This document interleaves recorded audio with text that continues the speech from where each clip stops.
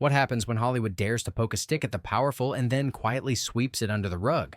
Welcome to a forgotten corner of film history, where silver screen rebels tackled corruption, greed, and the chaos of democracy, long before censors slammed the door shut. Which movies pulled no punches, and why did they vanish from the mainstream? Buckle up, because these 10 pre-code shockers didn't just entertain, they exposed the dark underbelly of politics itself. Ready for the list? Gabriel. Over the White House, 1933. Imagine a movie so brazen that it practically shouts, "What if the president fixed America by becoming a dictator?"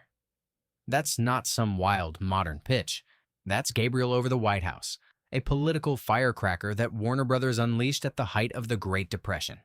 Here, a fictional U.S. president played by Walter Houston transforms from a milquetoast figurehead into a hardline autocrat, egged on by a divine vision.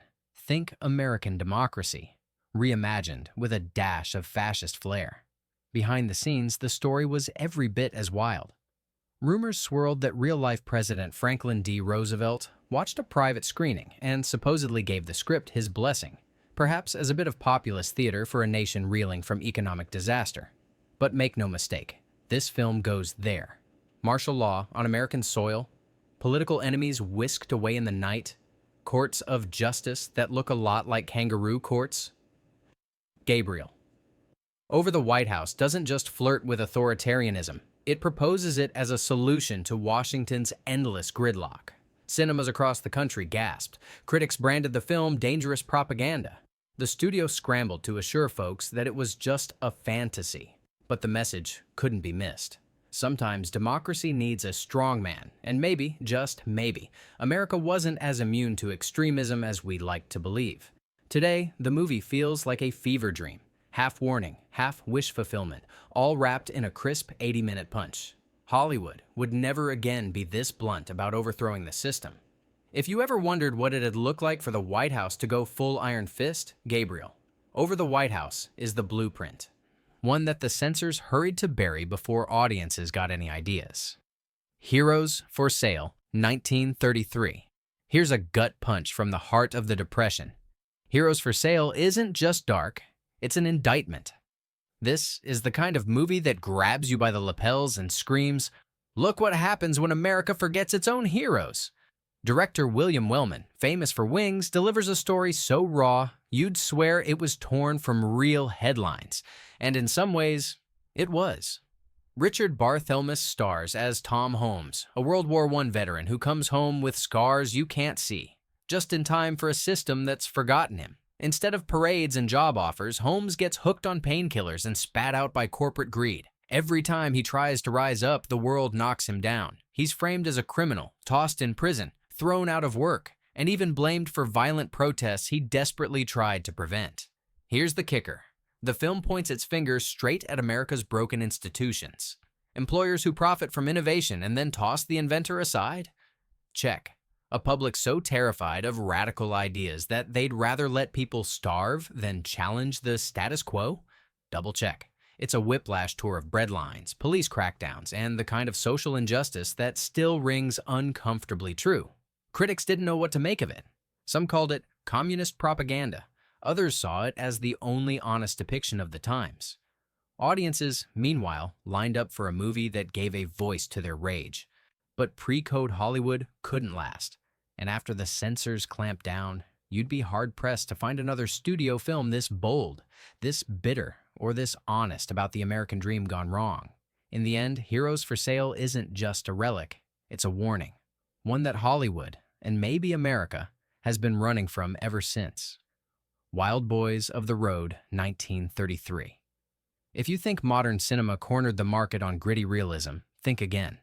Wild Boys of the Road practically kicks the door down with its raw, unflinching look at teenage desperation during the Great Depression. This isn't just a coming-of-age story, it's a blunt force trauma to the American myth of prosperity. Directed by William Wellman, the same guy behind Heroes for Sale, this film hurls viewers onto the tracks with a band of runaway kids who've been abandoned by everyone, especially the government. What makes this film unforgettable is its commitment to the ugly truth. Eddie and Tommy, once regular teens, are pushed onto the rails after their families lose everything. No plucky gee-whiz optimism here, just hard choices, freight trains, and a system that chews up the weak. The film holds nothing back. The kids face hunger, violence, police brutality, and even the humiliation of being herded into makeshift camps by officials who see them as nothing but a nuisance.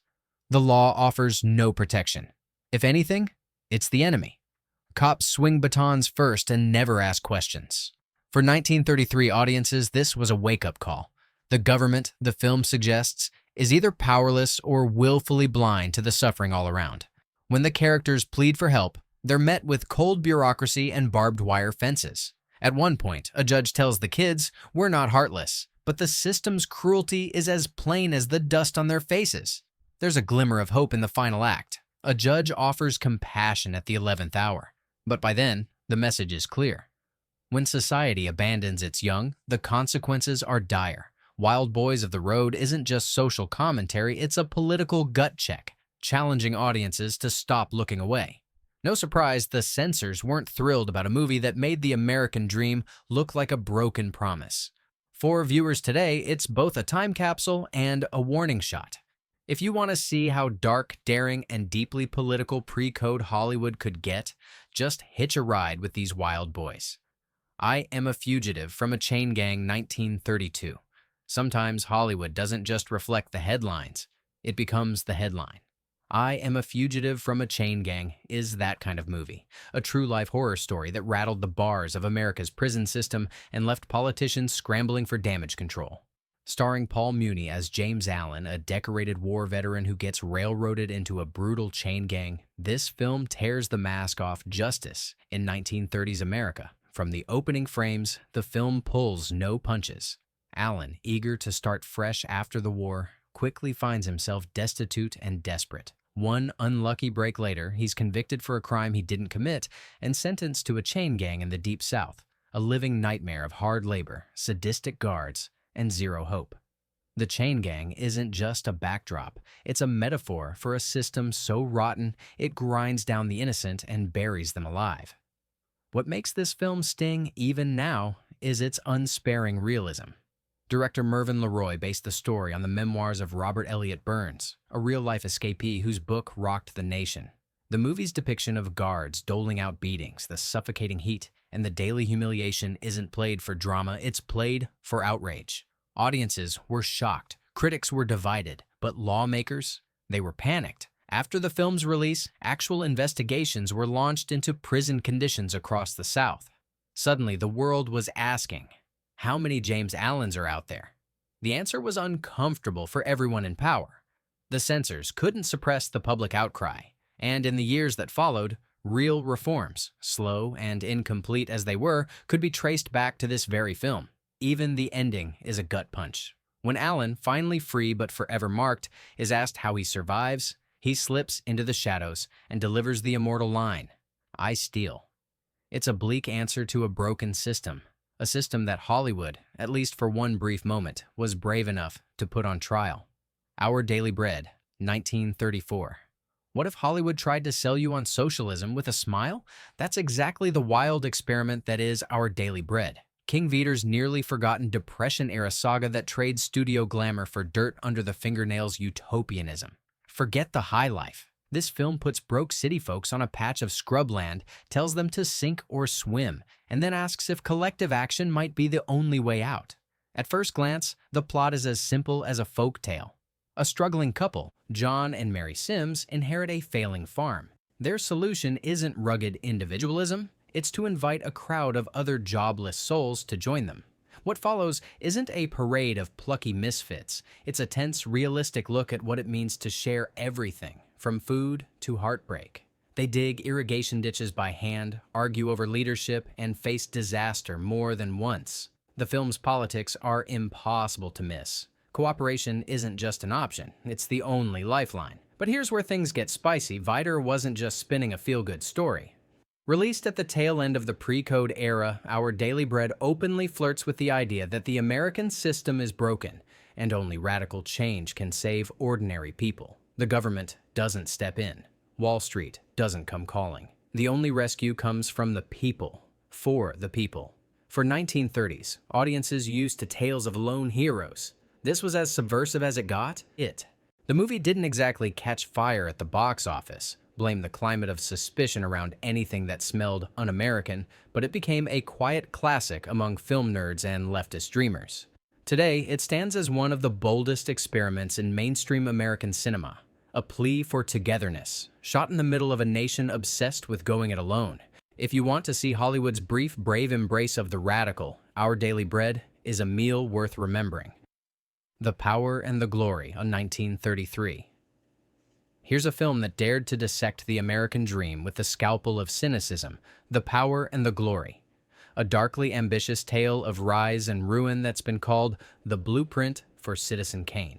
Written by Preston Sturges, this proto-noir pulls back the velvet curtain on the supposed glories of capitalism and reveals a world powered by ambition, betrayal, and the human cost behind every skyscraper. Spencer Tracy stars as Tom Garner, a railroad tycoon whose obituary opens the film, and from there, the story is told in fragments, weaving back and forth through time, peeling away the myth of the self-made man. Garner isn't just a titan of industry, he's a master manipulator, a man who climbs the corporate ladder by stepping on everyone else. His journey is a ruthless critique of the cutthroat business ethos that defined 1930s America, and the narrative structure, years before Wells's Kane, feels shockingly modern. But it's the film's political punch that really lands. Through betrayals, union-busting, and backroom deals, The Power and the Glory lays bare the human wreckage left by unchecked ambition. Families crumble, friendships die, and loyalty becomes just another casualty on the altar of profit. The railroad empire, presented as a symbol of American progress, is built on suffering and compromise. Is it any wonder the censors started sweating? Critics at the time admired its narrative daring, but were divided on its bleak worldview. The movie didn't light up the box office. It was too downbeat for an audience still clinging to hope, but its influence seeped quietly into the DNA of American cinema. In fact, many film historians credit this movie for pioneering the flashback structure that Citizen Kane would later make famous. Looking back, The Power and the Glory feels like a warning that got lost in the shuffle. Ambition isn't always a virtue, and sometimes the pursuit of glory is just another way of burning everything down. It's the story of American capitalism with the mask ripped off, and it's no wonder pre-code Hollywood had to bury it fast. Employees Entrance 1933. Let's talk about the original Nightmare Boss. And no, he didn't come from a viral TikTok. Employees Entrance gives us Kurt Anderson, a department store manager who's as ruthless as he is relentless. Played with icy charm by Warren William, Anderson is the kind of corporate villain who'd eat Gordon Gekko for breakfast. But this isn't just workplace drama, this is a razor-edged critique of capitalism gone berserk. Made years before unions had the muscle to fight back, the film wastes no time getting its hands dirty. Anderson bullies, threatens, and discards employees without a flicker of guilt, all in the name of profit. Layoffs? Just numbers on a page. Personal tragedies? Collateral damage. When a young woman named Madeline Loretta Young enters the scene, her vulnerability becomes another asset to be exploited. The movie walks a tightrope of tension, showing just how power can corrupt, especially when there are no rules to rein it in.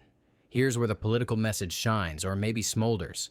Employees Entrance paints corporate America as a cold, predatory machine. The boardroom isn't a place for collaboration, it's a battleground, and Anderson is its cold-blooded general. When things go wrong, the little people pay the price, while the top brass walk away richer. Sound familiar? For 1933 audiences, this was a radical statement. The Great Depression had exposed the cracks in the system, but few films dared to spell it out so plainly. Critics and censors alike bristled at the movie's bad example, but audiences saw their own bosses, and maybe their own lives mirrored on screen. In the end, the movie's refusal to offer easy answers is what gives it its power. Employees Entrance doesn't just challenge authority, it invites viewers to question the whole system. It's a blistering, unvarnished snapshot of a world where profit trumps people, and where morality takes a backseat to the bottom line. If you've ever worked for a boss who treated you like a cog, this film is the cinematic revenge you didn't know you needed. The Match King, 1932. Now, here's a scandal ripped from the global headlines. a film so bold it made Wall Street sweat. The Match King is a searing portrait of greed gone global, loosely inspired by the real-life Match King Ivar Kreuger, a Swedish financier who built an empire on lies, manipulation, and a talent for charming governments. Forget Robin Hood, Paul Kroll, the film's anti-hero, is more like a smiling shark, and every handshake hides a knife. From the opening scenes, you're plunged into a world where business is war and conscience is for suckers. Kroll starts small but quickly learns that the real money is in monopolies, and the real power is in buying off the right politicians. He bribes officials, forges documents, and engineers disasters just to jack up prices. When countries resist, he simply moves the chess pieces until the world is playing by his rules. What makes The Match King such a political grenade is its unblinking look at how high finance can topple nations and ruin millions of lives. Kroll manipulates stock markets, wrecks economies, and even orchestrates a suicide scandal to cover his tracks. The message? The real danger isn't some mustache-twirling villain. It's the system itself, which rewards cunning and punishes honesty. The film doesn't let up. There's no redemption, no soft landing. When the world finally catches up to Kroll, it's not with handcuffs, but with headlines and disgrace. By then, the damage is done, and the movie ends on a note of cynical realism. Justice, if it comes at all, comes far too late. Censors hated it. Critics were shaken. But for a brief, blazing moment, pre-code Hollywood let audiences peek behind the curtain and see the ugly truth about global power. The Match King is as relevant now as it was then. A dark fable of capitalism's slippery slope and a reminder that sometimes the biggest crimes wear the nicest suits. American Madness, 1932. When banking goes haywire and fear runs through the streets, who gets left holding the bag? American Madness is a jittery, fast-talking snapshot of the moment America's financial faith almost collapsed, and it's way more relevant than you'd think for a film from 1932. Frank Capra, long before It's a Wonderful Life, crafted this high-stakes thriller about the chaos that unfolds when the system everyone trusts begins to crack. The movie's not subtle about its target, the fragile heart of American capitalism. The story follows Tom Dixon, a principled bank president trying to keep his doors open during the Great Depression. One rumor is all it takes to trigger a run on his bank, and suddenly, the crowd outside looks less like loyal customers and more like a powder keg waiting to blow. Panic spreads faster than any virus, one whisper, and the whole city's savings are at risk. But here's where the film's political punch lands. American Madness is a full-throated attack on mob mentality, institutional fragility, and the way fear can be weaponized to destroy not just fortunes, but lives. Dixon, stuck between greedy board members and desperate depositors, watches as public trust melts into paranoia. The bank becomes a metaphor for democracy itself, resilient in theory, but terrifyingly vulnerable to rumors and manipulation.